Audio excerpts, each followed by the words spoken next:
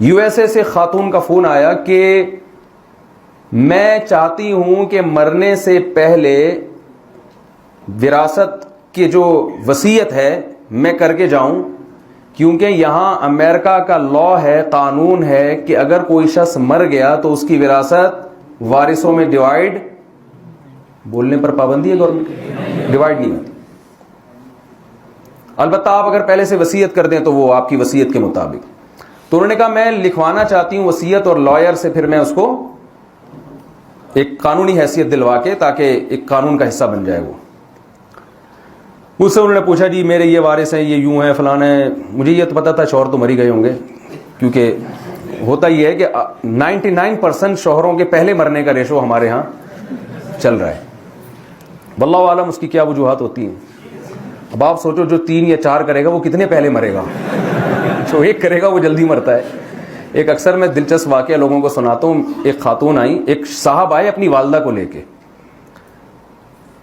ماں کا بڑا حق ہوتا ہے، لیکن وہ بیچاری تھوڑی سی ذرا زیادہ سختی کر رہی تھی اولاد پر، تو مجھے اپنی والدہ کو لائے کہ ان کو سمجھائیں آپ، میری والدہ ہیں یہ بہت زیادہ اولاد پہ سختی کر رہی ہیں، بہت زیادہ ذرا زبان والدہ کی تیز ہے، تو تھوڑا سا سمجھا دیں۔ تو والدہ کو لائے تو اب وہ بولے جا رہی ہیں، مجھے بولنے ہی نہیں دے رہی۔ مجھے اندازہ ہو گیا ان کے شوہر کا انا للہ ہو چکا ہوگا، کیونکہ اگر میں مزید آدھا گھنٹہ بیٹھ گیا تو میں ڈپریشن سے مر جاؤں گا، تو ان کے شوہر کیسے برداشت کر رہے ہوں گے۔ تو میں نے ویسے ہی، مجھے یقین تھا کہ شوہر مر چکے ہوں گے اب تک، میں نے ویسے ہی پوچھ لیا آپ کے شوہر کا انتقال کب ہوا؟ تو انہوں نے یا یہ پوچھا کہ انتقال ہوا، انہوں نے کہا وہ تو 10 سال پہلے مر گئے تھے۔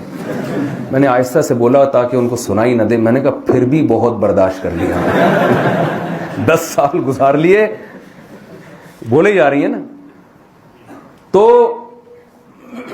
میں نے ان سے کہا، میں نے پورا وراثت کا وہ بنا کے دے دیا، بھائی فلاں کو اتنا، فلاں کو اتنا، جو بھی شریعت کا حکم ہے۔ تو انہوں نے کہا ہم نے لائر سے پوچھا، لائر نے کہا یہ تو بڑا خاندانی سسٹم ہے، یہ بہترین، بیٹی کو آدھی وراثت دی گئی ہے، بیٹے کو دگنی۔ اس پہ لوگ اعتراض کرتے ہیں، حالانکہ اسلام نے بیٹے پہ جو ذمہ داریاں مالی ڈالی ہیں نا، جب وہ نکاح کرے گا تو بیوی کی تمام تر ذمہ داری کس پر ہوگی؟ شوہر پر ہوگی۔ اور جب لڑکی نکاح کرے گی کروڑوں روپے کی بھی مالک ہو، ایک دھیلا بھی اس پر لازم نہیں ہے کہ اپنی اولاد یا اپنے شوہر پہ خرچ کرے۔ تو اس کو شریعت اگر 1 لاکھ روپے دے رہی ہے تو وہ محفوظ کر رہی ہے، اور بیٹے کو 2 لاکھ دے رہی ہے تو خرچ کروا رہی ہے اس سے۔ نتیجے کے لحاظ سے عورت ہی کو فائدہ ہے اس میں۔ اور ان کے پاس کوئی سسٹم ہے وراثت کا؟ کتوں کے نام وراثت ہو جاتی ہے، یعنی اتنی ترقی کرنے کے بعد بھی ایسا وراثت کا سسٹم نہیں لا سکے جو اسلام کے مقابلے میں آ کے کھڑا ہو، ابھی تک نہیں لا سکے۔ ایک نظام کو دیکھو نا آپ، اسلام کے نکاح کے نظام کو دیکھو، طلاق کے نظام کو دیکھو، وراثت کے نظام کو دیکھو، کاروبار کے نظام کو دیکھو، عبادت کے سسٹم کو دیکھیں آپ۔ کوئی جیسا ہمارا عبادت کا نظام ہے دنیا میں کسی کے پاس ہے یہ نظام؟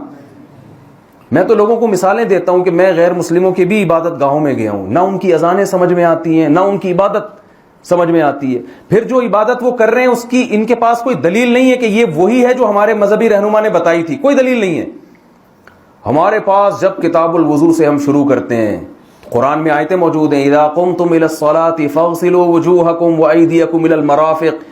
1400 سال پہلے وضو کا جو طریقہ قرآن میں نازل ہوا وہ آج تک ایز اٹ از موجود ہے۔ لاکھوں لوگ، کروڑوں لوگ سن رہے ہیں، پڑھ رہے ہیں، اس میں ذرہ برابر تبدیلی نہیں ہوئی ہے۔ زکوٰۃ کا نظام، رمضان کی جب یہ آیتیں نازل ہوئی، شہر فمن شہد منکم الشہر فلیصم، جو رمضان کا مہینہ پائے گا وہ روزے رکھے گا۔ جب یہ آیتیں نازل ہوئی اس وقت سے لے کے ایک رمضان بھی 1400 سال میں ایسا نہیں آیا جب مسلمانوں نے رمضان کو چھوڑا ہو۔ عیسائیوں سے پوچھیں، 99% عیسائیوں کو نہیں پتا ہمارے روزے کب ہوتے ہیں، یہودیوں کو نہیں پتا ہمارے روزے کب ہوتے ہیں۔ تو عبادت کا نظام دیا، ایسا نظام کہ اس سے بہتر نظام ہو نہیں سکتا۔ معاملات کا نظام دیا، معاملات میں 2 قسمیں، ایک معاملات وہ ہوتے ہیں جن کو کاروباری لین دین کہا جاتا ہے۔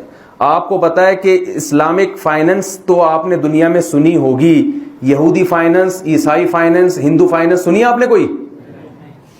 میرے خیال ہے بعض لوگوں نے سنی ہے، شاید کوئی سنی آپ نے؟ نہیں ہے ہی نہیں، کچھ ہے ہی نہیں ان کے پاس۔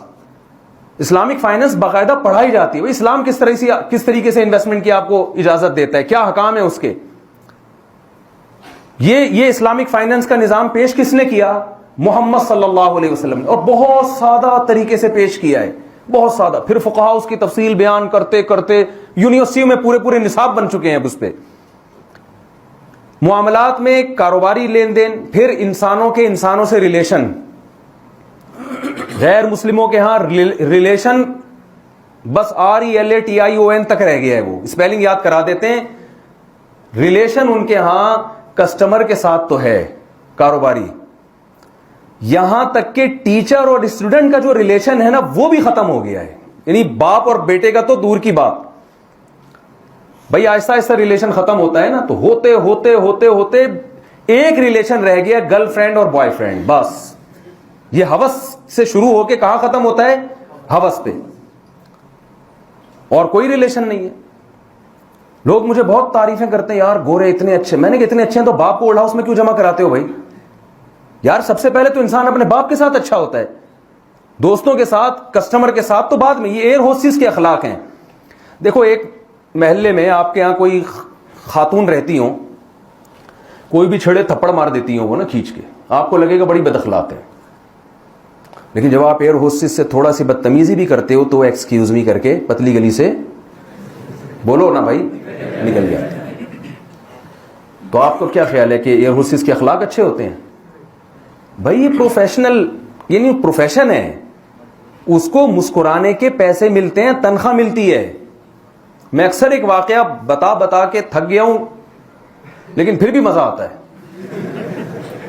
یہ سنیں آپ, ہر جگہ بتاتا ہوں میں. جو یوٹیوب پہ بیان سنتے ہیں شاید وہ بور ہو گیا, یار مجھ سے ایک ہی واقعے کو لپیٹتے رہتے ہیں. واقعہ اتنا مزے کا ہے. ہمارے پاس کینیڈا سے ایک صاحب کا فون آیا, مفتی صاحب میرے اللہ ان کو جزائے خیر دے, انہوں نے مجھے کینیڈا سے یہ واقعہ سنا کے لوگوں کو بہت فائدہ پہنچا دیا. اس کلچر کو سمجھانے میں مجھے مدد مل رہی ہے.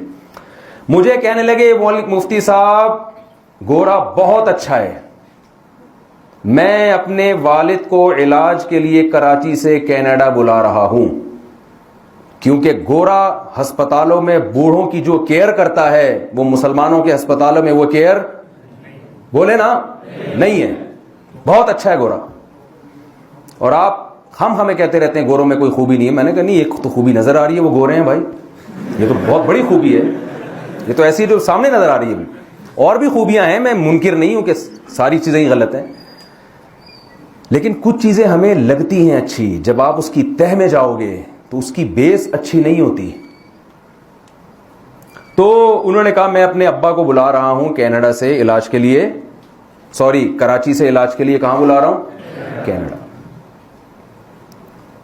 اور یہ یہاں بوڑھوں کی کیئر ہوتی ہے, کراچی میں نہیں ہو سکتی. کتنے اچھے ہیں یہ لوگ. یہاں نرسیں بہت کیئر کرتی ہیں, خیال کرتی ہیں بوڑھوں کا. ہماری نرسیں اسے دیکھ کے بوڑھا ویسے ہی بیچارہ. تو میں نے کہا بھائی بات یہ ہے کہ آپ مسلمان ہیں, پاکستانی ہیں, اس لیے آپ کو اپنے ابا کی اتنی فکر ہے کہ آپ ابا کو لاکھوں روپے خرچ کر کے, ویزا کا پروسیس کتنا مشکل, پھر خرچہ آنے جانے کا, پھر علاج بھی فری تھوڑی ہے, آپ کو تو دینا پڑے گا پیسہ.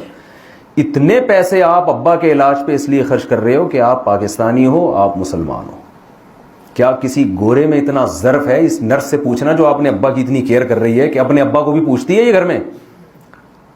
میں نے کہا یہ جو نرس جس کی آپ تعریفیں کر رہے ہو, اس سے پوچھو آپ کو اپنے ابا سے ملے ہوئے کتنا ٹائم ہو گیا, تو 50% نرسیں کہیں گی ہمیں تو پتہ ہی نہیں ہمارا ابا ہے کون. پنجاب میں کہتے ہیں ایسا ابا کہاں سے لبا, سنا ہوگا نا, ایسا ابا. پنجاب کے لوگ بھی بڑے مستائے ہوئے ہوتے ہیں. تو میں نے کہا 50% تو کہیں گے ابا کا ہی نہیں پتا ہمیں. 50% نے اپنے ابا کو اولڈ ہوم میں جمع کرا دیا ہوگا. وہاں دوسری نرسیں پیسے لے کے, تنخواہ لے کے ان کی کیئر کر رہی ہوں گی.